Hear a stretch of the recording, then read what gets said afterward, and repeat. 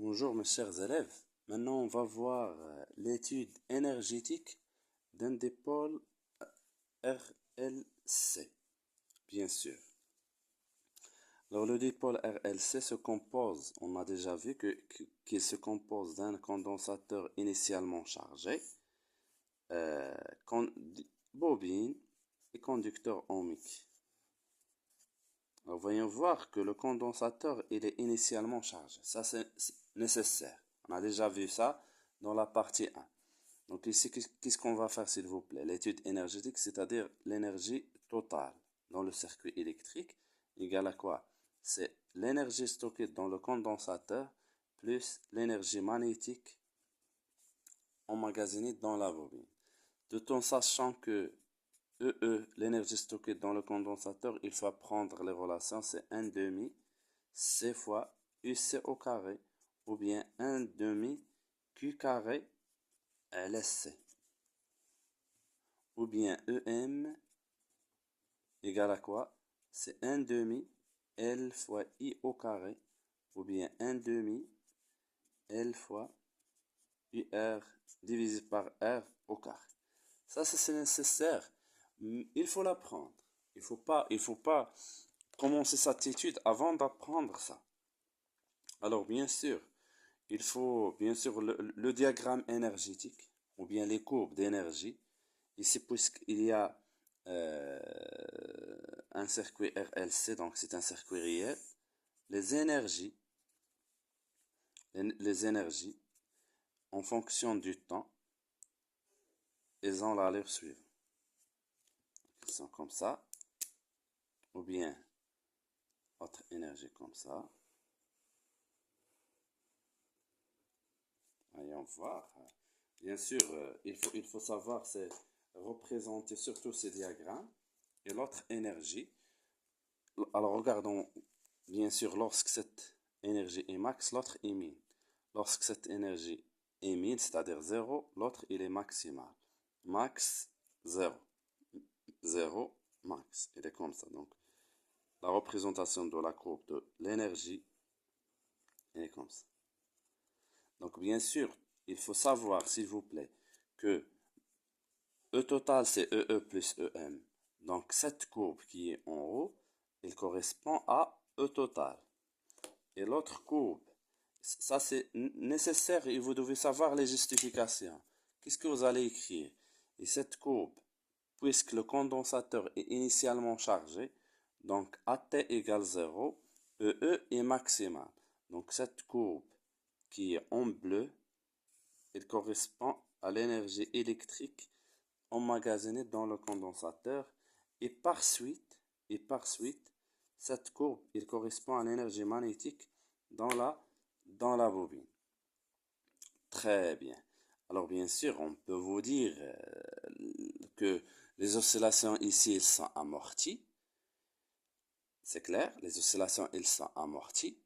Donc, justifiées du point de vue énergétique à cause de la perte ou bien de la dissipation d'énergie par effet Joule sous forme de chaleur ou bien d'énergie thermique dans la résistance du circuit. C'est très bien. Il faut savoir graphiquement calculer la variation de l'énergie. La variation de l'énergie. La plupart des fois, il est noté delta E entre deux instants. Entre deux instants, l'instant T1 et T2. Donc delta E, c'est E moins E. Alors quel E? C'est E à l'instant final, c'est-à-dire à l'instant T2 moins E à l'instant T1. Bien sûr, il faut calculer E à l'instant T2 et E à l'instant T1 tout en connaissant ça, ce diagramme, ou bien la courbe. Je vais vous montrer des exemples. Alors, ce delta E, il est toujours négatif. Est-ce que c'est clair? Ce delta E, il est toujours négatif. Bien sûr, en calculant l'énergie dissipée, c'est la valeur absolue de la variation de l'énergie delta E. Est-ce que c'est clair? Il faut savoir ça. Très bien. Alors, bien sûr, quand même, comme on vient de dire que E total toujours, regardons, E total égale à quoi? C'est EE plus EM. Ici, par exemple, ce EE, il est max, ce EE est max, voilà. Si on a EE maximal, alors EM égale 0. Donc on aura ici, c'est 1 demi, C UC max carré. C'est clair? Ou bien 1 demi Q max carré divisé par C. C'est bon? Ici, par exemple, voyons voir, E total égale à EE plus EM. Ici, EM, EM qui est max, donc ce EE égale 0. Donc, on aura c'est 1 demi L fois I max au carré, ou bien ici EM max 1 demi L I max carré, ou bien 1 demi L UR max carré divisé par R. Ça dépend des données de l'exercice. Donc, on peut dire que ça égale à ça. Et on peut avoir une relation entre UC max et I max. Donc, on peut dire que 1 demi CUC max carré égale à 1 demi L fois I max carré. Voilà, on peut simplifier ça avec ça. On peut dire que UC max au carré, on va faire passer ce C vers l'autre côté. Donc, c'est L sur C fois I max carré. On peut dire que UC max, bien sûr, c'est la racine de tout ça. Voilà. Donc, UC max, c'est la racine de L divisé par C fois I max, ou bien le contraire. Voilà. Voilà, on a obtenu une bonne relation. Donc, ça, c'est déjà fait. Il faut savoir ça. Continuons, s'il vous plaît, autre chose, ou bien la démonstration d'une bonne relation. Montrer que la dérivée, la dérivée de E total sur dt, la dérivée de E total sur dt, normalement, on doit savoir, on cherche à démontrer que qui égale à moins la résistance totale du circuit fois I au carré. Comment on va montrer ça? Bien sûr, toujours en se reposant sur les équations différentielles. Alors bien sûr, on a E total égale à quoi E total? C'est EE qui est 1 demi C fois UC au carré plus 1 demi L fois I au carré. Très bien. Alors la dérivée DET divisé par DT, elle va être égale à quoi? C'est la dérivée de ça. 1 sur 2C, c'est une constante. Donc c'est 1 sur 2C fois la dérivée de UC par rapport au temps. Plus 1 demi L, c'est une constante. 1 demi L fois la dérivée de I carré par rapport au temps.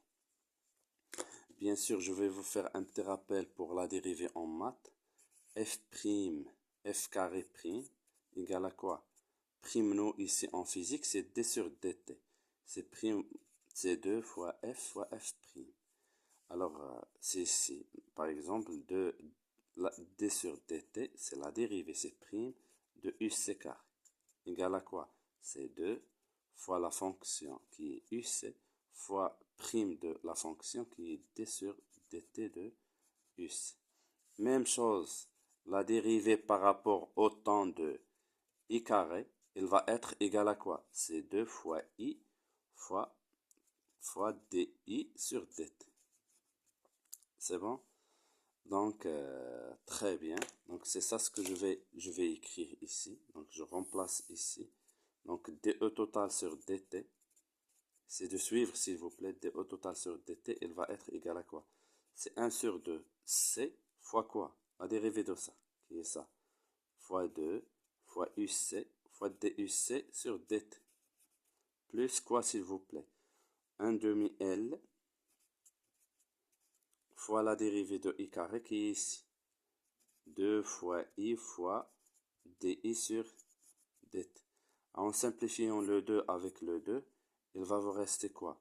C fois UC fois DUC sur DT. Plus, en simplifiant même ici L, et 2 avec 2, on aura L, I, ce I, c'est C, DUC sur DT. C'est bon? Et même, ce DI sur DT égale à quoi? C'est C fois la dérivée seconde de UC par rapport au temps. Très très bien. Qu'est-ce qu'on va faire? On va factoriser par C DUC sur DT, qui est égal à I. Ici, voilà. Il faut faire comme ça, pour ne pas oublier aucune chose. DE total sur DT, il va être égal à quoi? C DUC sur DT. Il nous reste ici UC. Ici, c'est L fois ça. L fois C fois la dérivée seconde de UC par rapport au temps au carré. C'est déjà très bien. Alors, cette dérivée, si on travaille avec UC, c'est toujours cette relation, il faut savoir, il faut apprendre les étapes que je viens de faire. Pour toujours. Même dans un dipôle LC idéal, la dérivée de E total par rapport au temps en fonction de IC, c'est toujours la même chose. Alors, qu'est-ce qu'on va faire, s'il vous plaît? Et d'après l'équation différentielle,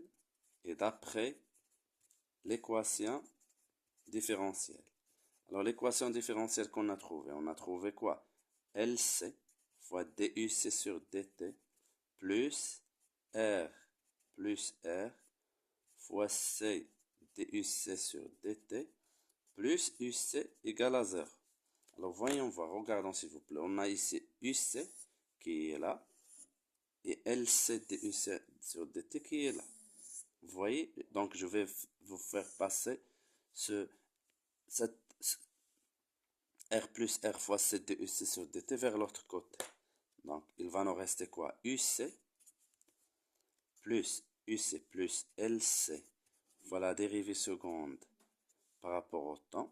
La dérivée seconde de UC par rapport au temps, elle va être égale à quoi? Alors, lorsque je vais faire passer, elle va être égale à moins R plus R fois C fois DUC sur DT. Donc, alors ça, elle est là. Donc, je remplace ici. Donc, on aura DE total sur DT. Elle va être égale à quoi? C'est C fois DUC sur DT fois ça qui est égal à moins R plus R fois C fois DUC sur DT. Déjà très bien. Donc, ici, c'est moins R plus R. C DUC sur DT fois C DUC sur DT. Donc, c'est C DUC sur DT, le tout au carré. Donc, c'est moins R plus R fois I au carré. Et comme vous voyez ici, il faut l'apprendre, s'il vous plaît, ces étapes. Donc, ici, la dérivée, elle est négative. Alors, on peut vous dire, justifier de point de vue énergétique. Donc, de point de vue énergétique, c'est quoi? Car on a perte d'énergie par effet Joule sous forme d'énergie thermique ou bien de chaleur dans la résistance totale du circuit. Et voilà. Je vais vous faire la correction de plusieurs exercices qui traitent la dissipation des énergies. Bien sûr, essayez s'il vous plaît de voir les dernières années, que ce soit 2024 et 2023, 2022. Il y a des exercices qui sont intéressants ici. Donc à la prochaine, Inch'Allah.